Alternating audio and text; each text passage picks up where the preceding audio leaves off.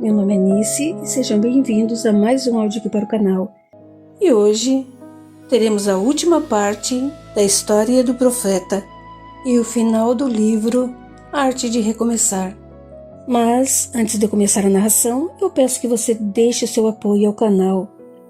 Para mim significa muito, é muito importante para o crescimento do mesmo. E se caso você achar que mereço, você pode também dar uma olhadinha no QR Code da tela. Tudo isso significa muito para mim, é o reconhecimento do meu trabalho e uma forma de me manter no canal. Ok? Então, dados os recados, vamos para a parte final do último capítulo do livro Arte de Recomeçar. Liberto da cegueira física, Saul preparou-se para o ministério de amor que Jesus lhe delegara.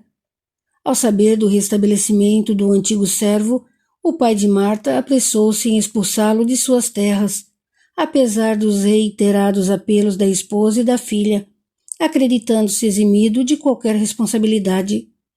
No fundo de seu rancoroso coração, continuava a culpá-lo da desonra da filha, esperando nunca mais com ele deparar. O moço aceitou a decisão com serenidade, concedendo ao ex-amo o benefício do perdão, olvidando o ocorrido, principalmente depois do relato de Jesus sobre seu passado no Egito de outrora, clareando os reais motivos de tanta raiva contra sua pessoa. Passou a residir na aldeia, obedecendo às determinações do rabi. Na realidade, a mudança facilitaria a divulgação da boa nova, bem como a venda dos cestos e vimes, garantindo seu sustento. À noite, a casinha pobre tornava-se o ponto de reunião dos moradores do vilarejo, onde a palavra de Jesus encontrava atentos ouvidos, difundindo-se a olhos vistos. Os potenciais mediúnicos de Saul tornaram-se conhecidos e muitos iam até ele para alívio de seus problemas e dores. Fiel às instruções do mestre, o moço propulgava pela discrição e caridade, negando-se a vaidade e ilusões. Certa manhã, quando mal começara a tecer os cestos, assustou-se com a inesperada chegada da filha de seu antigo senhor. Vinha em prantos. Vão casar-me. Meu pai aceitou núpcias com o velho Naim, um homem que tem idade para ser meu avô, viúvo há pouco tempo e desejoso de bela e jovem esposa. Tudo combinou com meu ganancioso pai, mediante vultuosa quantia, como se eu fosse mercadoria à venda.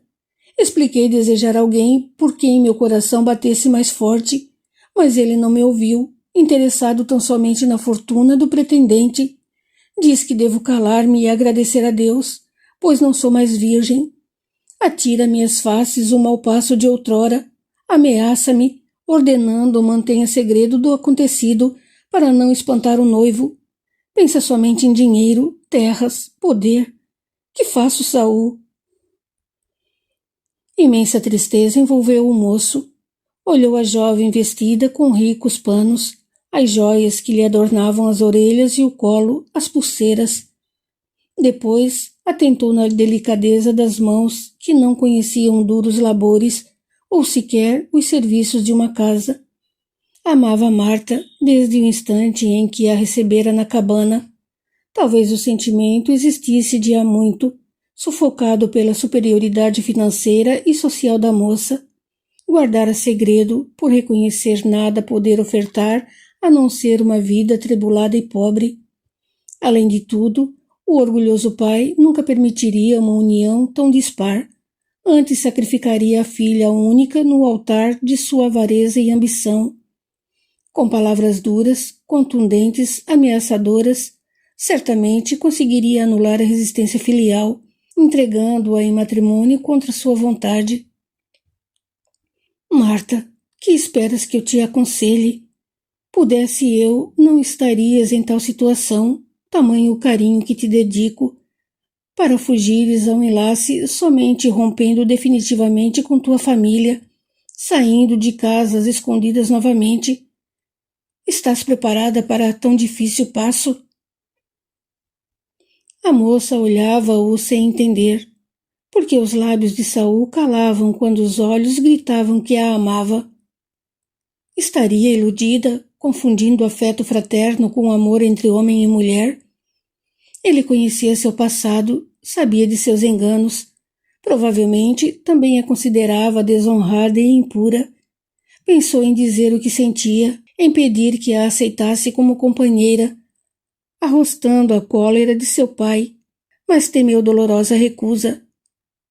Aquartelada em seu imenso orgulho, silenciou as palavras de amor. 30 dias depois, com insólita pressa do genitor e do consorte quase septuagenário, realizaram-se as bodas, com pompa e luxos incríveis. A noiva mantinha baixos olhos avermelhados pelo pranto e suas mãos tremiam incontrolavelmente. Ante os cumprimentos, esboçava forçoso e fixo sorriso, indiferente aos reiterados elogios sobre os belíssimos trajes e sua aparência. Realmente seria difícil encontrar uma noiva mais linda. Um esposo ébrio e cambaleante conduziu-o ao leito na noite nupcial e, para seu alívio, desabou desacordado entre linhos e rendas, ressonando fortemente, vencido pelo álcool e pelo cansaço. Iniciar-se-ia uma fase de verdadeira tortura para a jovem esposa. Compartilhar o dia a dia de um homem idoso e irritadiço, constantemente reclamando das mínimas coisas e blasfemando, recusando-se a aceitar as naturais limitações impostas pela idade. Violento e áspero no trato, não era nada fácil, fazendo com que o convívio com o difícil pai, nos tempos de solteira, parecesse um paraíso perdido. Nunca mais retornou à casa de Saul. O moço, respeitando sua condição de mulher casada, afastou-se também. Às ocultas, no entanto, em momento de grande tristeza, abriu o coração àquela que considerava como mãe, expondo o amor sufocado a duras penas, pedindo notícias de Marta sempre que a encontrava. Desencontros. 4 longos anos decorreram. Jesus perecera em infamante cruz e ressurgira vencendo a morte, radiante, cumprindo as promessas feitas a seus discípulos e seguidores.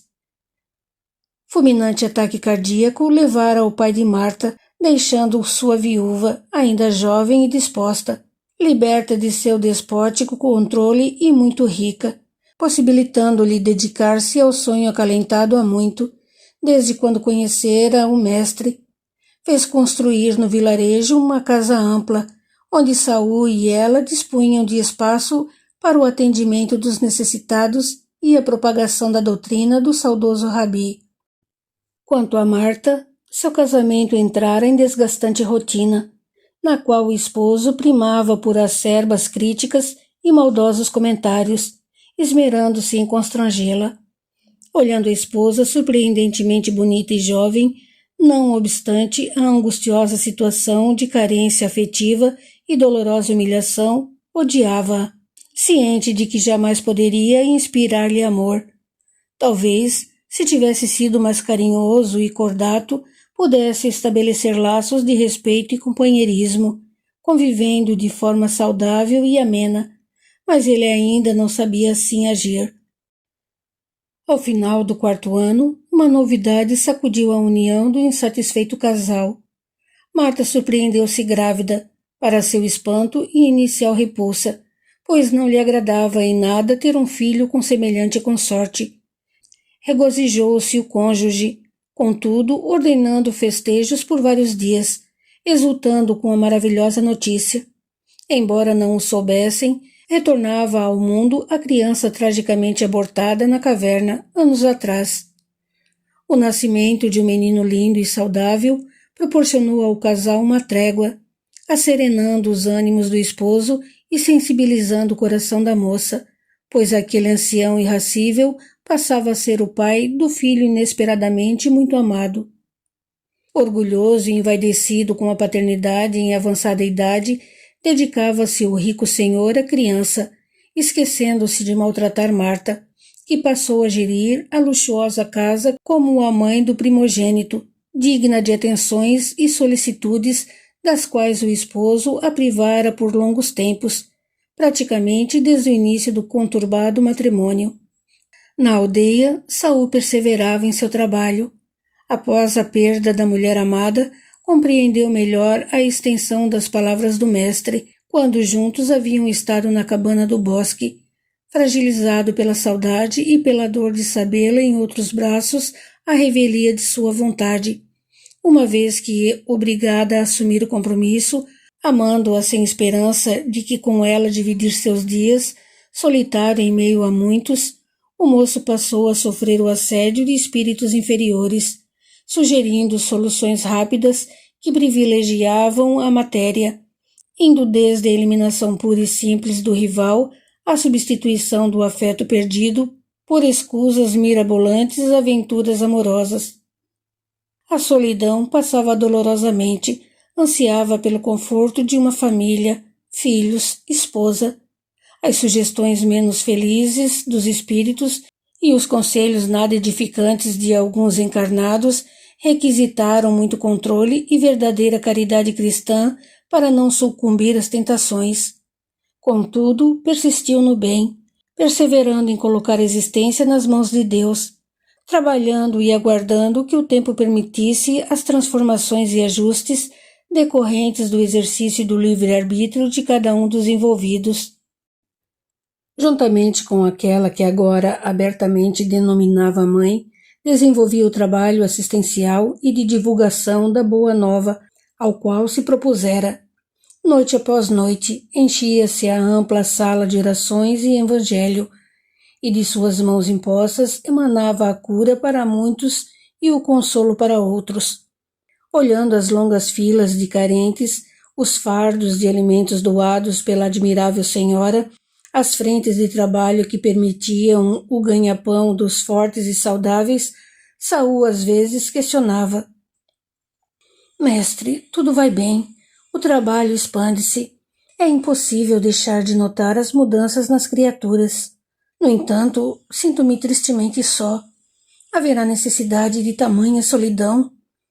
As pessoas vêm em busca de auxílio e retornam a seus lares humilíssimos, mas neles há o afeto da companheira, o riso dos filhos, os animais domésticos pertencentes às criancinhas.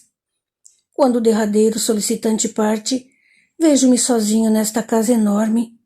Gostaria de acalentar nos braços um filho, de aquecer-me de encontro à mulher amada, de conversar e partilhar as ideias comuns aos mortais. Será errado almejar tudo isso, Senhor? Questionamento sem resposta. Paralelamente, embora as pessoas continuassem a beneficiar-se com os salutares influxos advindos dos diálogos fraternos e das reuniões evangélicas por ele coordenadas, o moço começou a ser vítima de estranha irritabilidade, que em vão tentava eliminar.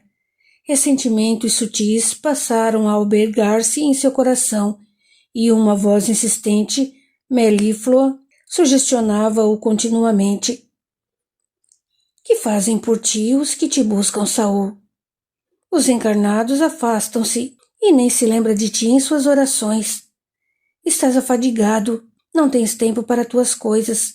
Os mentores relegam-te à própria sorte, sequer se preocupam com o teu abandono. Será que essas pessoas que choram e lamentam seus pesares são melhores do que tu? Bela pergunta, não te parece? No entanto, todos têm suas famílias, seus amores. E tu, o que tens? E a insinuante voz continuava sempre, em monólogo que Saul inutilmente tentava discernir se vinha de outro alguém ou de seu próprio íntimo. Pudera. Saul sentia aquela solidão. Também questionava. Os obsessores simplesmente utilizavam as fraquezas do médium para manipulá-lo, colocando-o em dúvida, reforçando seus temores, minando-lhe a autoestima. A mulher que tu amas vive com outro. É infeliz a pobrezinha. Tome coragem. Não és homem? Arrebata-a das mãos do esposo, convertendo-a em tua companheira, para que te enganares, se bem sabes que outra não te servirá.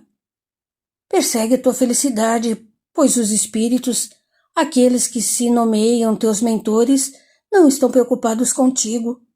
Deveriam ajudar-te, como fazem com os outros, os que não te dão sossego, que batem na porta sem parar, solicitando-te o fraterno concurso. A voz repetia-se dia após dia, com argumentos cada vez mais conclusivos e aparentemente justos, todos eles visando ao bem-estar e à felicidade dele, Saul. Pelo menos assim parecia. Em determinada manhã, quando particularmente triste e desesperançado, parou à porta da casa um luxuoso carro, dele saltando um servo, que em atrevida atitude, sobranceiramente indagou: Homem, conheces aquele a quem chamam profeta? Meu amo deseja falar-lhe. Assim me chama o povo, mas prefiro o nome Saul, pois nada mais sou do que um servo de Jesus. Estou à disposição de teu senhor. Olhando relutante e suspeitosamente a figura humilde e jovem do moço que entrelaçava o vime, o criado ajudou o seu amo a descer da carruagem, encaminhando-o para dentro da casa, apressando-se em assentá-lo em rústico e alvo banco, não sem antes torcer com desdém o nariz para a simplicidade do local. Saul reconheceu-o. Era Naim, o esposo de Marta. Os olhinhos apertados do velho encaravam Saul com franca depreciação, enquanto a boca pronunciava de forma autoritária e arrogante: Preciso de teus serviços. Encontro-me em terrível situação de enfermidade e não quero morrer, pois finalmente sou feliz. Sempre quis ter um filho. Jamais havia conseguido com a esposa ou escravas. Isto constituía motivo de vergonha e frustração. Agora, inesperadamente, quando os anos pesam, minha linda e jovem esposa concebe uma criança forte, um menino. Sinto-me no céu, quero desfrutar cada momento. No entanto, os médicos são bem pouco esperançosos, prevendo pouco tempo de vida para mim. Afirmam nada poderem fazer para atalhar a morte que se aproxima a largos passos. Abrindo o manto, desnudou o peito, expondo aos olhos do moço o enorme tumor avermelhado que estendia seus tentáculos em direção à garganta. Vês? Logo me asfixiará, segundo os doutores. Começou com uma pequenina ulceração, foi crescendo, aumentando sempre, muito embora os caríssimos tratamentos a que tenho me submetido, espalhando-se rapidamente. Ao atingir a garganta, padecerei morte triste e dolorosa, impossibilitado de beber ou comer. Entendes meu medo? Podes resolver o caso? Sou rico, muito rico. Poderei recompensar-te regiamente. Nesse preciso instante, a voz que assediava Saul nos últimos tempos intimamente insinuou: Trata de dispensá-lo. Morrerá breve, muito antes do que pensa. Não lhe dou um mês. É caso perdido. Poderás herdar a rica viúva. Tu não a amas? Então, além do mais, se o ajudares, poderá sobrar para ti. Dirão que o mataste por amar a bela Marta. Tu achas que ninguém sabe que a amas? Manda-o embora, porque tens que sempre ajudar em detrimento de tua felicidade. Tu não colocaste no peito do infeliz o tumor que o matará. Além do mais, quem disse que poderás curá-lo? Ela te ama, sofre longe de ti, muito mais do que imaginas, pois tem de aturar um esposo senil e autoritário, exigente e malcriado. Reflete bem, esta é a hora de decidires a questão. Não estarás fazendo nada de mal, porquanto não tens obrigação alguma de atender este infeliz. Saul transpirava, sentindo-se angustiado, cheio de dúvidas. Queria tanto uma família com a mulher amada, com Marta. De repente, a figura de Jesus impôs-se e ele recordou as palavras ditas na cabana anos atrás. Cuidado com os maus conselhos do mundo espiritual. Levantou-se, aproximando do ancião. Com o auxílio de uma cadeira, examinou cuidadosamente o grande câncer, constatando a gravidade do caso. Em uma coisa, o pretenso colaborador espiritual tinha razão. Poderia sobrar para ele se o rico senhor falecesse em suas mãos. Acalmando o coração precípite, macerou diversas ervas com azeite de olivas, acrescentando alguns pós retirados de frascos etiquetados, obtendo um unguento de tom amarelado, com fortíssimo e enjoativo odor. Senhor, esta pomada dará para um mês. Devereis utilizá-la 4 vezes ao dia, tendo cuidado de antes aquecer o local com compressas quentes. Enquanto isso, precisareis frequentar as reuniões desta casa pelo menos uma vez por semana, se quiserdes ter alguma chance. A maneira como vedes a vida e as pessoas necessita ser repensada, pois não haverá cura sem modificação interior. Vejo que não me entendes, mas isso não tem importância no momento. Aplicai a pomada como ensinado, vinde à nossa casa para o Evangelho de Jesus e veremos. Aconselho-vos a seguir corretamente as instruções, pois vosso estado é gravíssimo. Mal saiu o homem, sem sequer um agradecimento, aborrecido com a delicada recusa do jovem em aceitar polpuda bolsa de moedas. Os acompanhantes espirituais começaram a insultá-lo, indignados com sua escolha. Ignorou-os, procurando eliminar os pensamentos de raiva, revolta, ciúme, apegando-se a Jesus e seus ensinamentos. Dentro do peito, contudo, o coração doía de saudade da moça, e o silêncio da casa vazia atormentava-o. Saul procurava espantar o amor pela bela esposa de Naim, a falta que ela lhe fazia, os ciúmes nada cristãos. Noite após noite, com uma perseverança somente explicada pelo pavor da morte, observou o esposo de Marta adentrar a sala ampla e simples. No começo vinha ressabiado, olhos fixos na porta de saída, como se preparado para uma fuga de emergência. Fitava com indisfarçável repugnância a assembleia pobre, doente, como se ele pertencesse a um mundo à parte, esquecido de que ali estava também em busca de auxílio para suas dores, não obstante rico.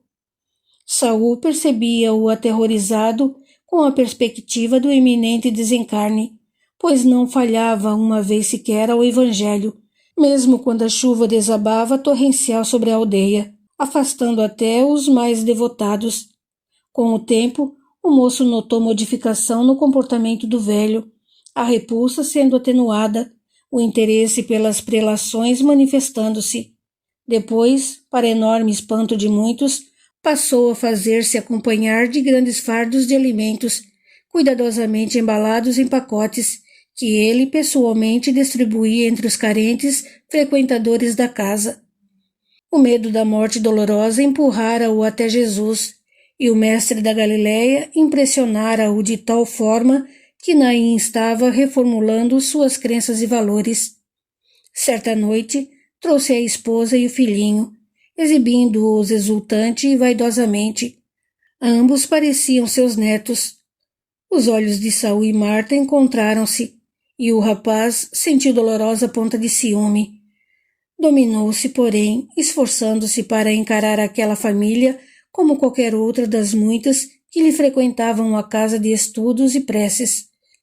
As palavras da oração do mestre, incentivando-lhe a renúncia, recomendavam: seja feita vossa vontade. Após 2 meses, o terrível tumor desaparecera, restando apenas arroxeados vestígios. Julgou que o homem não mais tornaria, mas estava enganado. Mais do que a saúde do corpo, o esposo de Marta encontrara Jesus e não pretendia dele abdicar. O rapaz emocionou-se profundamente, compreendendo que se tivesse dispensado o rival, ignorando os preceitos de amor e caridade aprendidos com o mestre, ele poderia até estar vivo, mas certamente não conheceria Jesus e não teria condições de modificar-se. Ele, Saul, teria falhado. Acolher o cônjuge da mulher amada fora extremamente custoso em termos de alta disciplina, pois tivera que deixar de lado os anseios de seu coração e trilhar, dia após dia, os difíceis caminhos da renúncia e do amor incondicional. Agora, no entanto, sentia-se em paz, sabendo que cumprira com seu dever cristão perante aquele homem e sua família.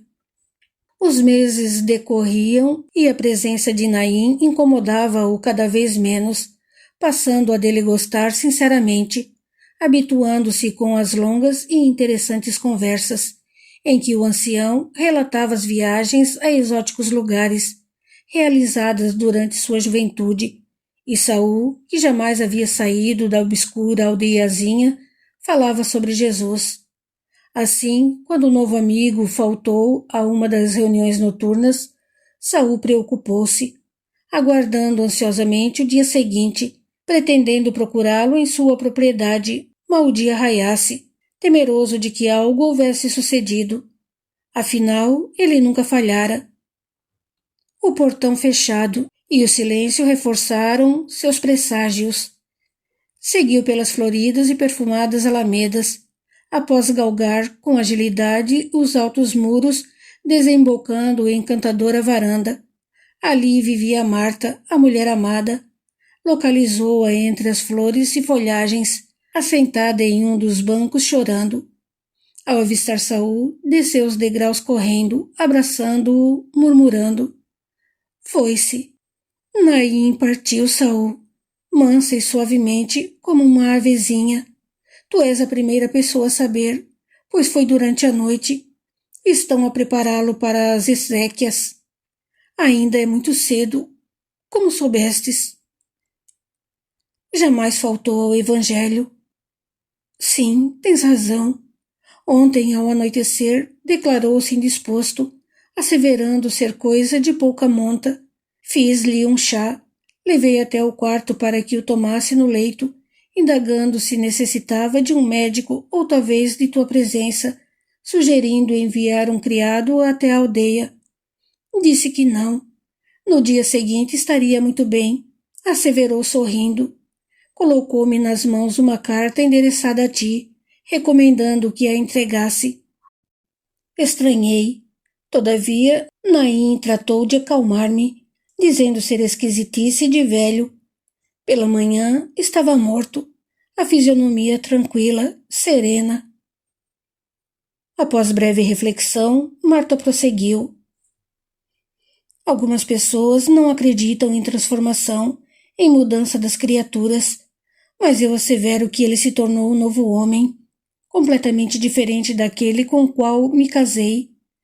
Ao aceitar Jesus, meu esposo mudou, nosso lar encontrou a paz, éramos felizes com nosso filhinho e o mestre. Tu, Saul, foste um instrumento de tamanhas mudanças. Eu também aprendi muito. Hoje, o orgulho abatido, a vaidade diminuída, posso dizer com sinceridade que te amo. Tendo a consciência tranquila, porque fui esposa e mãe responsável, aprendendo no duro sacrifício da rotina familiar a amar e respeitar o esposo que Deus colocou em meu caminho, contribuindo para sua reforma interior. Comovidíssimo, Saul ponderou. Tu me conheces, Marta. Sabes que Jesus ocupa minhas horas, que o trabalho na seara do mestre é árduo e penoso, repleto de percalços e ingratidões. Jesus estará sempre acima de tudo e de todos. Se ainda assim quiseres fazer parte de minha existência como esposa muito amada. O tempo passou. Na tarde amena, sentados à sombra de seculares árvores, observando o sol descendo lentamente no horizonte em fogo, conversavam. Dize-me, meu amor, passou-te pela cabeça, por acaso, recusar ajuda a Naim quando ele te procurou? Certamente. Tive que fazer um enorme esforço para fugir à tentação de abandoná-lo à própria sorte. Além do mais, entidades infelizes, aproveitando as brechas provocadas por minha fraqueza moral, insuflavam-me ideias nada fraternas. Jesus falou mais alto em mim, contudo chamando-me à razão. Nem sempre podemos seguir os impulsos de nosso coração. Apesar de meus sentimentos e emoções, a doutrina do mestre prevaleceu e pude receber o querido Naim como mais um dos sofredores a quem me competia atender. O problema não dizia respeito a ele, e sim a mim, que não sabia amá-lo na qualidade de um irmão em Cristo. Saul demorou os olhos no céu de alaranjadas cores, prosseguindo. Embora não o desejasses como esposo, cumpriste com tuas obrigações, amparando-o na hora difícil, sendo-lhe companheira fiel, honrando o compromisso que não tivesse a coragem de repudiar antes do matrimônio. Eu, de minha parte, aprendi a abdicar dos sonhos impossíveis no momento, pacientemente esperando, requisitos importantíssimos na evolução espiritual, renúncia e paciência. Quanto àquele espírito que te atormentava, sugerindo eliminasse Naim, nunca mais o ouviste, Saul? Um sorriso iluminou o belo rosto do moço. Por pouco tempo, minha querida, por pouco tempo ficara ele longe de mim. Breve o teremos chorando naquele berço guardado no quarto de hóspedes. Estará conosco como um filho muito querido, cumprindo-nos educá-lo, fazendo-o conhecer Jesus desde pequenino, até mesmo antes de nascer, irmanado com teus pensamentos e emoções. Ante o olhar espantado da moça, desatou a rir. Tu não sabes que esperas um filho? Para falar a verdade, minha querida, embora não te lembres, em sono, no mundo espiritual, concordamos com a presença em nosso lar de 3 espíritos encarnados. Esse do qual falaste, aquele que conheceste como teu pai e o que pereceu na caverna, vitimado pelas víboras. Um deles tem como pai Naim. Os outros chegarão com certeza. Tudo retorna a nós, na longa senda evolutiva, para os necessários ajustes e o aprendizado do amor verdadeiro, aquele que sobrepuja os limites da carne. Benditos somos nós que temos sido considerados aptos para a reeducação desses espíritos. Que Jesus nos ampare. Longo é o caminho do homem sobre a terra, morrendo e renascendo em contínua evolução. Grandes são os percalços em seu caminho, principalmente aqueles relacionados à influenciação espiritual, quando se candidata a ser medianeiro entre o mundo material e o dos que já se foram. Falsos profetas e pseudo-sábios arvorar-se-ão em defensores do bem e da verdade, mas serão denunciados por suas obras, destituídas do amor incondicional propugnado pelo Mestre Jesus. Depoimento. Leon solicitou-me que registrasse algumas palavras, repassando aos leitores aquilo que vivenciei. Com as qualidades de enérito escritor, reproduziu em conto uma fase importantíssima de minha vida, verdadeiro marco da transformação em criatura a serviço do Mestre Jesus. Por seu sorriso, pude senti-lo intrigado com alguma coisa que educadamente tentava não mencionar, provavelmente aguardando que eu o entendesse e satisfizesse a curiosidade tão comum aos que passam para o papel as histórias das pessoas. Não foi muito difícil chegar ao objetivo de seu interesse, na forma de amarelecido pergaminho. Nosso amigo Leon estava curioso quanto ao conteúdo da carta escrita por Naim na noite de seu desencarne e entregue a mim por Marta, logo após seu sepultamento. Reproduzo-o agora em sua íntegra, concedendo o fecho de ouro a essa narrativa. Assim dizia a missiva. Prezado amigo Saul, que Jesus esteja conosco.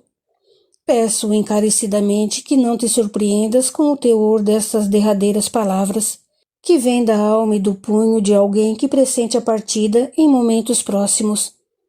Perdoa-me um incerto traço da trêmula mão e confia que meu coração está firme e certo daquilo que exponho a seguir.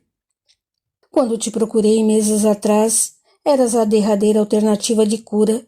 Médicos haviam desenganado-me, a morte aproximava-se, e eu, odiando-te, pois intuía o amor que te ligava à minha bela esposa, ainda assim busquei tua ajuda.